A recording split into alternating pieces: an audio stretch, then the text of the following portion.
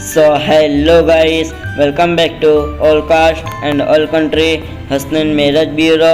अगर आप शादी करना चाहते हो तो इस वीडियो को अंत तक ज़रूर से देखें। इस आईडी का नंबर 0820 है। इनका सरनेम पठान है।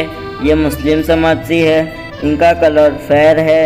इनकी डेट ऑफ बर्थ 1984 के हिसाब से अभी 34 इयर्स के है। इनकी हाइट 5 फुट 2 इंच है। इनका वेट 65 kg है।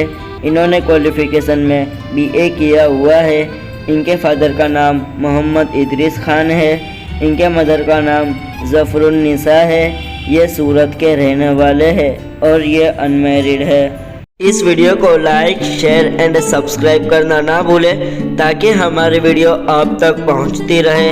ऐसी और जानकारी के लिए हमें विजिट करें। 2nd floor Usha Kiran building, opposite Nawabwada, Raopura road, Vadodara, Gujarat, India.